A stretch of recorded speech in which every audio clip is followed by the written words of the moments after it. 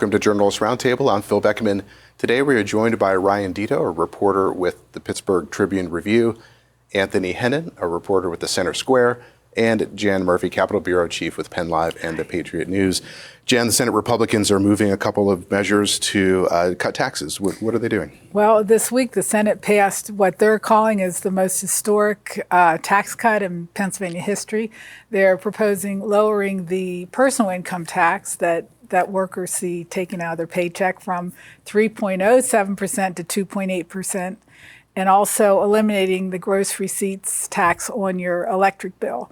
And it's a tax that people probably pay and don't even know they're paying because it's just included in the price on the bill. But this is the Senate Republicans, putting their marker down. And we're starting our budget negotiations now. It's budget season at the Capitol, and this is where that's their starting point. And it's a counter to the governor's proposal to increase spending by $3 billion. This tax cut would basically take $3 million away from the revenues that the state collects.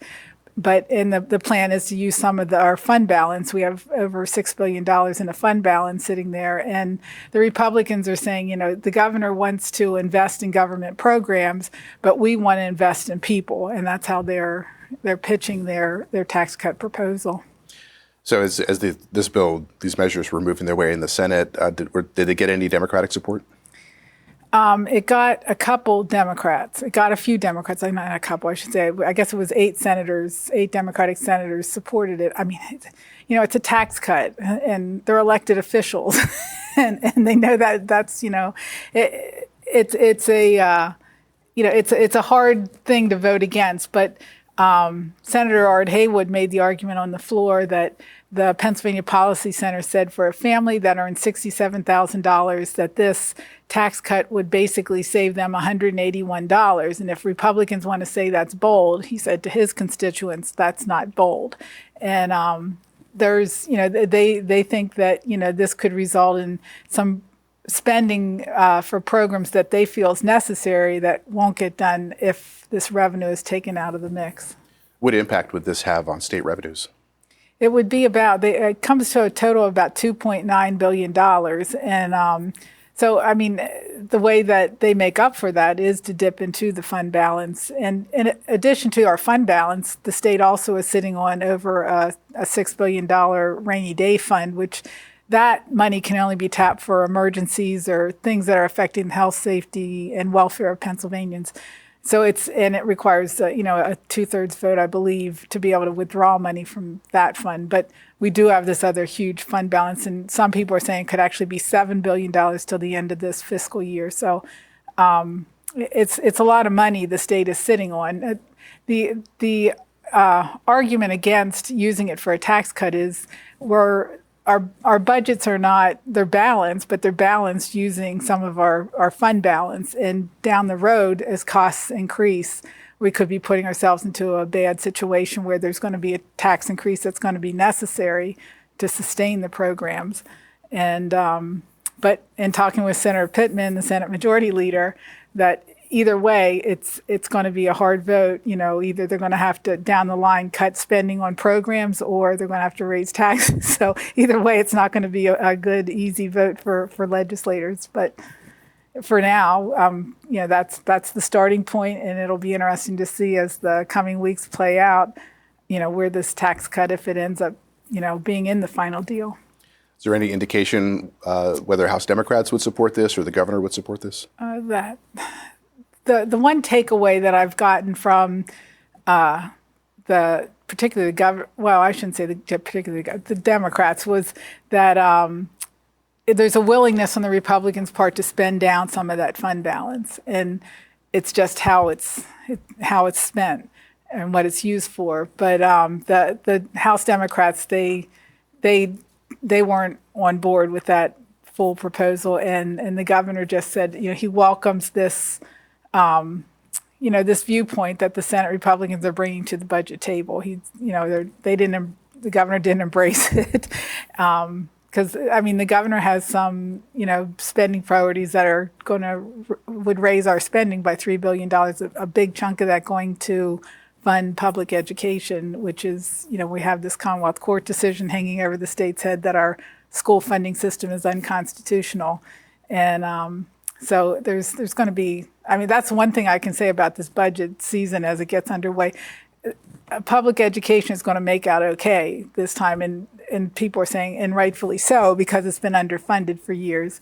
But yeah, it'll be it's the start of budget season. I keep saying it because we see a lot of stuff happening. In the next 8 weeks, you'll see a lot of movement on these things. Ryan, you've been writing on property assessments in Allegheny County and some efforts to have those assessments reduced. What's going on? Yeah, it's really probably this undertold, maybe biggest issue for our region. It's still, even though we've all kind of writing about it, still hasn't really hit critical mass yet. But essentially, we're headed towards a countywide property assessment. There's already been a suit filed by the Pittsburgh Public School District to get the county to trigger an assessment. Our county executive ran on this, but has since backed away from it a little bit. And we're kind of just barreling towards it. And it feels almost like silently barreling towards it. Essentially, I think, I don't know if every Pennsylvania knows this, but we're the only state that doesn't regularly reassess our properties on a regular basis. We were in a club with Delaware, and then Delaware last year actually passed a law where they're going to do it regularly now. So we're the only ones. And I think Philadelphia might be the only county that actually just decided to regularly reassess its properties. Basically, every other county kind of just waits for a lawsuit because it's such a political non-starter that people are so afraid to be associated with the person who quote unquote raises your taxes. Some counties in our area haven't reassessed their properties in 50 years. So Allegheny County hasn't reassessed their property since 2012. Former county executive really didn't want to do it, kind of understand why. It cost one of our county executives probably their seat after it happened under his tenure. And where we are right now is that we've lost a lot of property value, basically. Led by the city of Pittsburgh, but also in our suburbs. What happened is our common level ratio was reduced by a judge pretty dramatically after a successful lawsuit by some homeowners that said, hey, the common level ratio is too high. So they reduced the common level ratio. That basically gave incentive to really big commercial property owners to appeal their reassessments. Normally, the school districts are the ones that are going after new homeowners. Sorry, not going after, but, appealing new homeowners properties because these new homes haven't been reassessed. They got flipped. They're worth a lot more money now. School districts want to make sure they're getting all their tax revenue that they can. Jan spoke earlier about how they're underfunded, basically. So they want to get, their tax revenue. But in this process where we've had our common level ratio drop, I believe it was at 81%, and now it's at 63. Next year, it's going to drop again to 54. Really, really fast drop that we just don't normally see only because of this lawsuit. That has incentivized big commercial property owners of skyscrapers downtown, of big box stores in the suburbs, big office parks in the suburbs to reassess, and they're getting multi-million-dollar de-evaluations essentially on the property, which is going to lead to a lot less revenue for school districts. It's this sort of silent crisis, I guess. And again, it seems like it's going to lead to a countywide property reassessment. And I don't think Pittsburghers have thought about what that means yet. They probably will think about it when it actually happens and they see new bills on their things. But it's a big story. Anthony, you've been writing about a proposal to create a rural population revitalization commission. What would the commission do, and how significant is rural population loss? Yeah, so I think as everybody realizes, especially in Pennsylvania, rural areas are depopulating quicker than basically anywhere else. In Pennsylvania, we're generally only seeing growth around the Pittsburgh suburbs, Philadelphia, Collier counties, Harrisburg, maybe State College as well. But a lot of these more rural counties or more rural towns, they've been losing people for decades. And so this proposal is coming from Republicans and Democrats. Gene Yaw, Eddie Day Pashinsky, and Dan Mule all got together to do a press conference promoting this legislation. Essentially, this commission would meet and issue a report every couple years, basically looking at what do these rural areas need, what are some best practices, what can really help these places grow. I think what's interesting here, especially when you look, rural areas have a lot of similar problems as we see in urban areas and the suburbs. A big complaint has been housing, the lack of housing, lack of affordable housing. Another big issue has actually a little different is fighting with the Pennsylvania Game Commission over how the payments they're getting for game lands in lieu of taxes. Because when the Game Commission expands and takes over some acreage, they're not actually getting, they can't develop that land in the future. They're not getting any tax revenue from it. Also just workforce shortages. You see some pockets like Northwest Pennsylvania where it's not necessarily they're losing people because there's no jobs. They have jobs, but they can't fill jobs because they don't have people. So this is kind of a large approach here that some legislators are pushing of making sure we're giving enough attention to the rural parts of Pennsylvania and making sure we can do something to help. Jan, there's an effort to ban use of cell phones in certain capacities. What would it do? Well, it's more than an effort. It's going to become the law. And basically, it's a ban on handheld cell phones. You could still use a cell phone if it's like part of your car or if you have, earbud. But it basically, we're catching up with all of our neighboring states that have this handheld cell phone ban. And it's a legislation that passed the Senate and House this week. It's going to the governor. Governor Shapiro has indicated he will sign it. Whenever he was a state representative 20 years ago, he actually introduced legislation to ban cell phones back then. And I'm not ban cell phones, but cell phone driving. Well, I have to be careful because we're not banning cell phones in Pennsylvania just while you're driving. And the law would not take effect for a year, and then in the first year it's in place, you could only be given a written warning if you would be stopped by law enforcement. After that, it's a $50 fine. But another element of this is it is a primary offense, which means if a police officer would see you driving down the road once this law takes effect and you have a handheld cell phone in your hand, they could stop you for that. And that's they can also do that for texting while driving right now. That's been the law for 12 years now. But now we're taking the phones out of the hands of drivers. That's what the bottom line is here. Ryan, Representative Summer Lee in the U.S. Congress has moved a bill that would address issues dealing with abandoned gas wells. So what would that bill do? Yeah, it would really kind of just take another step to trying to locate all of these abandoned gas wells. I think, anyone who lives in rural Pennsylvania understands that there are a lot of abandoned gas wells in Pennsylvania. I think we were the start of the natural gas industry here in Western PA, and it's just really expanded out to everywhere since then. And, Summer Lee was,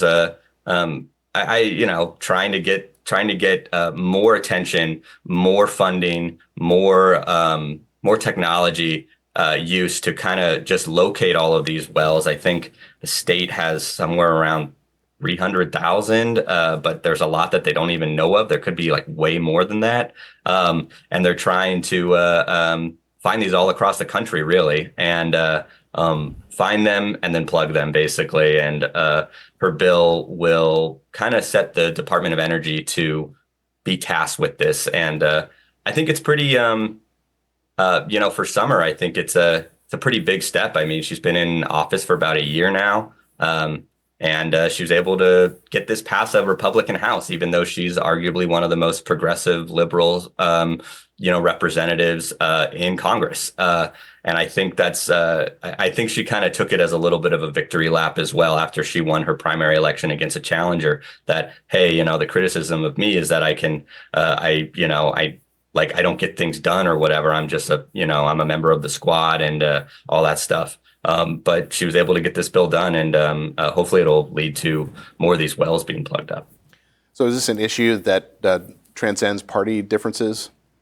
Yeah, this was a bipartisan bill. It was introduced by Summer and a representative from a Republican representative from Oklahoma. It had a really huge fan in the Republican chair of the Science Committee, and it passed. It passed very easily. I think there were only 80 Republicans who voted against it, and so it got like basically all the Democrats and over 100 Republicans, and I would think if it gets brought up in the Senate, it'll pass pretty easily among those things, and then I would assume President Biden would sign it. How is the movement of this bill being received in the district? There's out in Westmoreland County, which Summer Lee represents a small chunk of. There are a lot of people calling for this measure. There are people out there who have these abandoned wells they didn't realize they have, and they're leaking gas, they're leaking methane, that's dangerous in their communities, and so I think they will be very receptive to this in terms of finding more. I think there are a lot of neighbors that will probably didn't even realize they had these, and if they can find them and plug them, I think they'll be happy. Anthony, oh yeah, go ahead. Yeah, I just want to add on this. This is an interesting thing to watch, especially in Pennsylvania and Ohio, because there's just so many of these, and they're so old because the oil and gas industry here is so old. The big problem is, Pennsylvania, by some estimates, could have, twice as many as we think. It could be around 600, 700,000. The issue here is we don't know where a ton of these are. They're difficult to find because a lot of times they're just a 6-inch hole in the ground and they're covered up, in a valley, in a ravine, leaves all over it, dirt. So some of these do pose a very big risk here, but a lot of them actually don't. The problem is we don't know which ones are inert and which ones are an actual threat here. The federal government is spending something like $4 or $5 billion over the next several years. A lot of this for Pennsylvania and Ohio is going to be trying to map these and trying to figure out which of these present a big threat. And we don't really have a good systematic way of doing this. So I think this is going to build even beyond Representative Lee's bill. This is going to be a hot issue, I think, because there's there's an environmental angle in here. There's an economic angle in here because you have to train people to go out and fill these. But I think, we're going to see more state money coming into this as well as federal money, but we don't yet have a good system for tracking these down and knowing which ones are a big deal and which ones we can put off till the end. Jan, the Senate Education Committee recently approved a school voucher plan. What would that do? Well, this plan is very similar to the one that was offered last year, that won Senate passage and became an obstacle in the budget negotiations, but it would be some call it a limited voucher program. It would be targeted to families who are up to 250% at below the poverty level. That's like $75,000 income for a family of four. And they would only be those families who live in one of the 15% lowest performing schools. So it would be targeted to, I think it's like 371 schools would be eligible for this program. But there's strong opposition to this, just like there was last year. And, it's last year it kind of came up at the last minute in the budget negotiations. But this year, the Senate Republicans are putting this on the table again, that they really want it.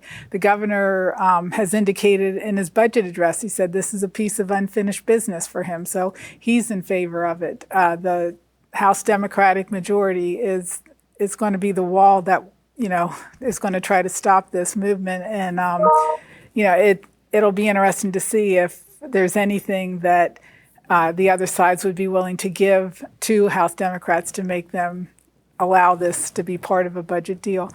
Because there are some members of the House Democratic Caucus that, particularly in Philadelphia, that they're thinking, that there are kids and, going to schools down there that really deserve to have another option besides their neighborhood school. And that's why, I mean, Senator Anthony Williams is one of the lone Democrats in the Senate to vote in favor of this legislation. And he did on the Senate Education Committee this week. And so I anticipate the Senate once again, when they come back, now it'll be early June, they'll come back and they'll probably pass it. And that's, then it becomes in play as part of the budget. So as you mentioned, the governor thinks of this as unfinished business from last year, and he supports this. But has he been working over the past year with the House Democrats to try to win them over?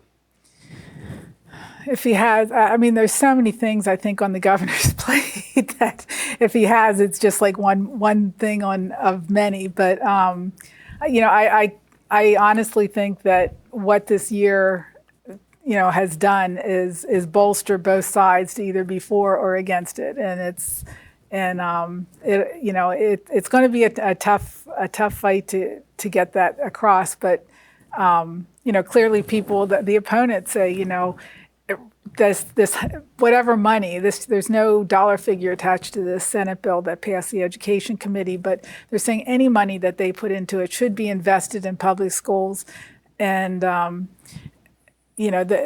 they also, opponents see this, okay, you say it's $100 million like last year, say it's $100 million.